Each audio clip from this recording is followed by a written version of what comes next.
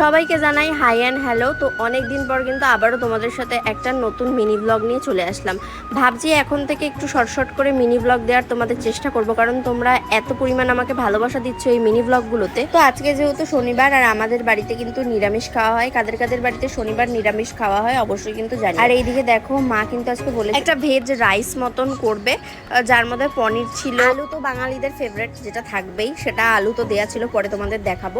আর সাইডে কিন্তু আমি ব্যাঙের ছাতা নিয়েছিলাম, হ্যাঁ ঠিকই শুনেছো, ব্যাঙের ছাতা, সেটা রান্না করা হয়েছিল, সেটা পরে দেখাবো। আর তোমরা কারা কারা এই ভেজ রাইসের রেসিপি দেখতে চাইছো অবশ্যই কিন্তু কমেন্ট করে জানিও। জানি এখন ইউটিউব দেখলেই সবই দেখা যায়, কিন্তু এখানে শিখতে বাধা কিসের, কারণ এটা একদম ঘরোয়া, যেটাতে খেলে তোমাদের কোনো রকমের অসুবিধা হবে না, না কোনো রকমের বদহজম হবে, কিছুই হবে না। তো তোমরা পুরোটা দেখতে থাকো। আর এদিকে কিন্তু আমরা আশীর্বাদের ঘি দিয়েছিলাম, তো তোমরা আশীর্বাদের ঘি যারা যারা খেয়েছো অবশ্যই জানিও। আমি তো রিসেন্টলি এটা খাচ্ছি, ভীষণ সুন্দর।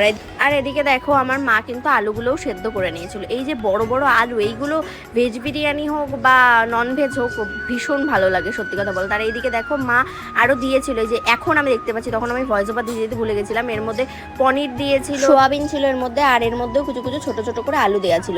আর এইদিকে দেখো আমার মা কিন্তু পাশে ব্যাঙের ছাতাটা রান্না করে নিয়েছিল। তোমরা কারা কারা ব্যাঙের ছাতা লাভার, মানে ব্যাঙের ছাতা খেতে পছন্দ করো অবশ্যই কিন্তু জানিও। আর এইদিকে দেখো মা কিন্তু সব জিনিসগুলো মিক্স করে নেবে বলে এখানে বসেছিল, আর আমার ভাইও এখানে বসেছিল মাকে হেল্প করে দেওয়ার জন্য। সত্যি কথা বলতে আমি তো কোনো কাজে কমে আসি না, তাই আমার ভাই কিন্তু কাজকর্ম করে দেয়, আর আমি এই যে শুধু ভিডিও করতে থাকি, তোমাদের দেখাতে থাকি। বলো এটাও তো একটা ভীষণ বড় কাজ না? মা কিন্তু এরপরে জিনিসগুলোকে রেডি করছিল। আমার সত্যি কথা বলতে দেখতেই ভালো লাগে, করতে ভালো লাগে না, খেতে ভালো লাগে। এরকম আমার মতন কি এরকম রোগে তোমরা আক্রান্ত একটু বলো তো, যাদের মানে দেখতে ভালো লাগে, খেতে ভালো লাগে, কিন্তু করতে ভালো লাগে না?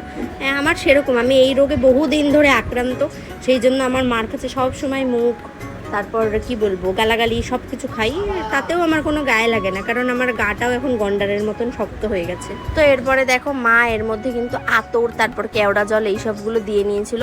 আমি জানি না তোমরা এইগুলো দাও নাকি, বাড়িতে করলে আমার মা দেয়, অল্প দেয়, সামান্য একদম দেয়। আর এরপর মা বললো গ্যাসটাকে ধরিয়ে দিয়ে এই পাত্রটার মধ্যে একটু জল দিয়ে বসিয়ে দিতে, মানে এটার ভাপে ভাপেই জিনিসটা হবে। তো এটা করে দিয়ে কিন্তু আমি স্নান করে নিয়ে পুজো দিয়ে দিয়েছিলাম। আর এদিকে দেখতে পাচ্ছ আমার না ঠাকুরের জন্য এরকম নতুন নতুন জিনিস কিনতে এত ভালো লাগে বলার কথা না।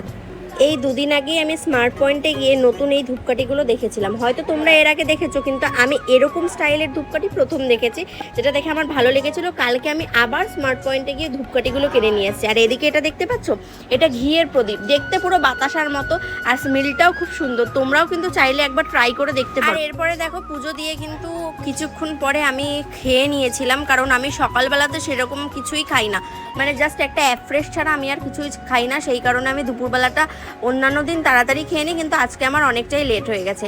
তো আজকের দুপুরের লাঞ্চটা কিন্তু আমি এটা দিয়েই করে নিয়েছিলাম, মাশরুম আর ভেজ রাইস। তো তোমাদের কেমন লাগলো অবশ্যই জানিও। আর এইদিকে দেখো আমাদের বৃষ্টি হলে না এই বারান্দাটা পুরো জলে ভর্তি হয়ে যায়, এত হাওয়া দিলে বেশি। তো এইখানে দেখো আমরা একটা জানলার কাঁচ লাগিয়ে নিয়েছিলাম আজকে। তো আজকের ব্লগটা এটুকুই থাকলো, দেখা হচ্ছে আবার নেক্সট একটা ব্লগে। সবাইকে টাটা, সুস্থ।